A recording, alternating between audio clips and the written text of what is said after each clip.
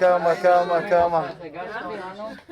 today clearly marks a turning point, and I think it's incumbent upon us at moments like this, undoubtedly a historical occasion, to step back and analyse perhaps how it is that we have reached this point. And I think there are some very important lessons to be taken from the fact that today, finally, after just over 2 years, all of the living hostages have been released. We're awaiting the release of the bodies of hostages that were murdered in Hamas captivity or on the 7th of October and taken into Gaza as corpses for Hamas to hold for this ransom. And there are a number of factors that have brought us to today. Those commentating on this historic achievement, including members of the US delegation in Israel, have congratulated Israel's Prime Minister Benjamin Netanyahu for the leadership he has shown and the important decisions and the very difficult decisions that he took on behalf of the Jewish state. But it's also clear that there has been a very recent shift in the approach and the attitudes of very key players such as Turkey and critically, of course, Qatar. And it may not be lost on our viewers that Qatar in particular appears to have changed its approach in the aftermath of that strike by Israel, a strike on Hamas leadership in Qatar, on sovereign Qatari territory, one that is in fact in keeping in terms of international law with the practice of other Western liberal democratic states fighting terrorists. In particular, we have, of course, the example of the United States taking out Osama bin Laden in similar circumstances while harboured by a third party. But if we step back and see the significance of the shift that perhaps that decision to target Hamas leadership, even while hiding out in Qatar, has had, there has been a noticeable change in the attitude of those two states that I mentioned, Qatar and Turkey, but also the Arab world in particular. And when we consider the magnitude of Hamas essentially giving up their prime leverage here, the hostages that they have held on to in brutal conditions, entirely unlawfully, of course, for just over 2 years. The fact that they have ultimately found themselves in a position where they have to give up that leverage is undoubtedly to do with some of their biggest sponsors, and Qatar in particular plays a significant role here, ultimately telling them to give up these hostages. It's plain to see that Qatar had in fact been encouraging them to hang on to these hostages for most of the last 2 years. But I think we also see a significant shift in the facts on the ground. And the other aspect of the equation that has been noticed and remarked upon, in particular by Steve Witkoff when he went and spoke in Hostages Square a couple of days ago, was to talk about the bravery and commitment of Israel's soldiers and the unrelenting military pressure that Israel was in part able to exert on Hamas, in particular 2 months ago when they went into Gaza City, one of the essentially the remaining Hamas stronghold, has undoubtedly created the circumstances in which this deal, this ceasefire arrangement, and importantly, the release of the living hostages and the commitment to release the corpses of hostages, in which that deal was possible.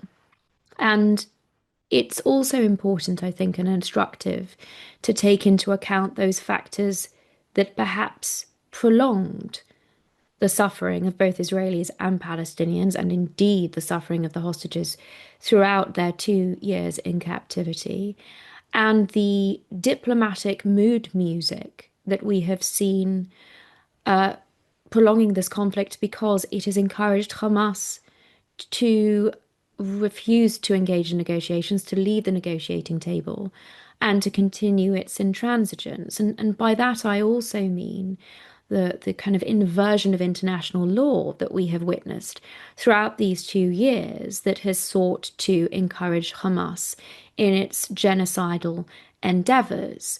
And that applies to recognition of Palestinian statehood, which has been, of course, welcomed by Hamas.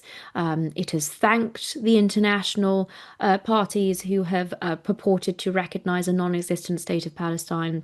We have seen that also in the context of, arms embargoes that have been applied to Israel, including here in the United Kingdom, on a perverse analysis and absence of real reasoning under international law. That involved, of course, an inversion of the facts and the law. But we have seen this historic achievement today possible despite all of those factors that, in fact, the American administration has been very clear were working against the prospects of securing this deal.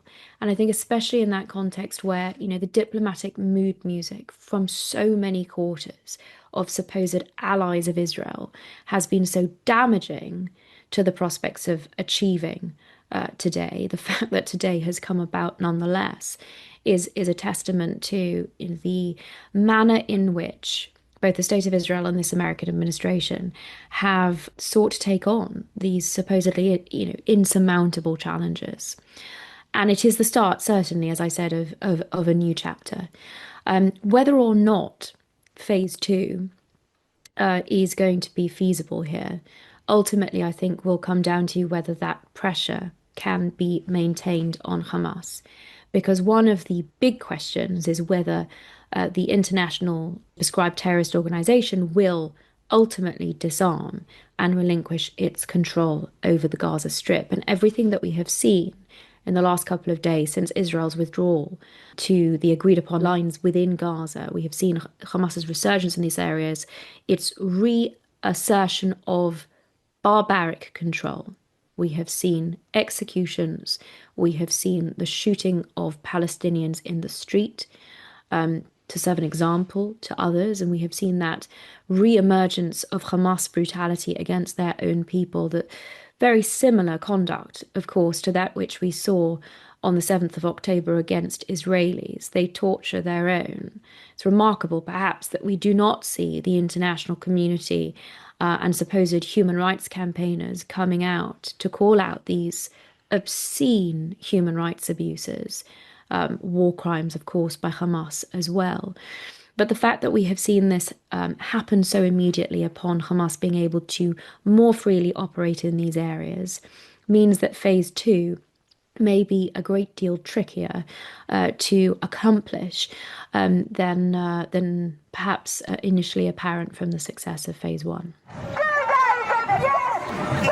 I think it's been patently obvious from the very outset, these protests, supposed protests, that began, let's not forget, on the 7th and 8th of October, before Israel's response in the Gaza Strip certainly had begun. It has been patently obvious from the outset that these hate marches set out one key agenda, a key aim, which was the annihilation of the State of Israel. And they said so in plain terms: globalize the Intifada. From the river to the sea, Palestine will be free of Jews.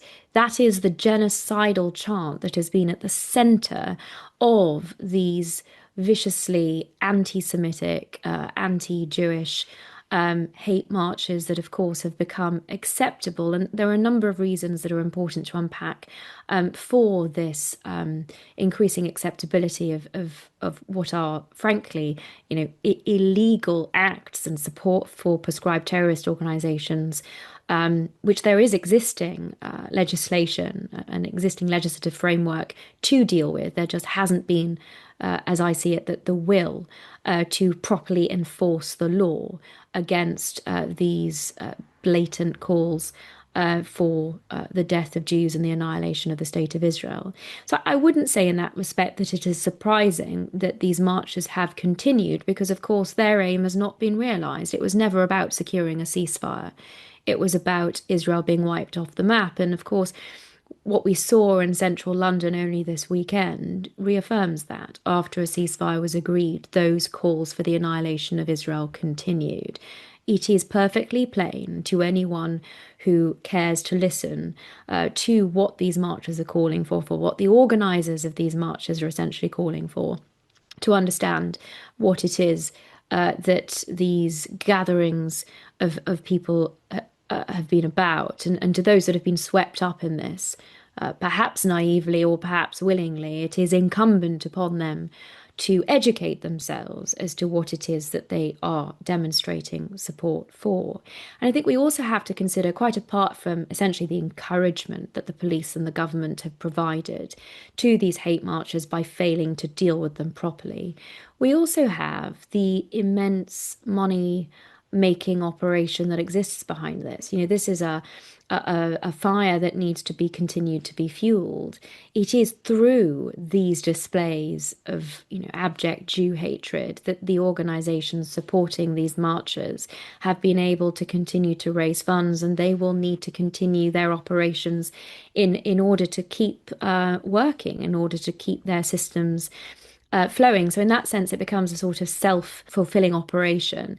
And I think, that we see parallels between that and, of course, the disinformation war that has erupted over the last 2 years, that has in so many respects sort of become unleashed. I mean, that is also an enormous operation which is financed, fueled, and which needs to perpetuate its own existence to maintain these people in employment and putting out reports that get cited by the UN that are based essentially entirely on Hamas propaganda.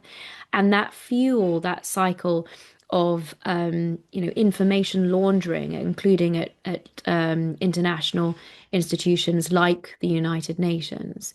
So it may very well be that, in light of recent developments, the true motivations and the true meaning of what these NGOs and march organizers are motivated by will become more apparent. But I really do believe that relies on ordinary, reasonable people opening their eyes to this. And also, the big question is, of course, whether the government will be minded to finally take action against this lawlessness now that it simply cannot hide behind the pretense of supporting a ceasefire. It's perfectly plain that the suffering of Palestinian civilians has never really been the true motivation for what we have seen on the streets week after week. If it had been, there would have been calls against Hamas. If it had been, there would have been calls perhaps on Egypt to open the border to facilitate the exit of these Palestinian civilians into a safe zone, a truly safe zone, which cannot be abused by Hamas to continue its war of annihilation against Israel. We haven't heard any of that. So I think for all of those reasons, not only will the marches continue, but my hope is that the true motivation of them will become more apparent to a greater number of people.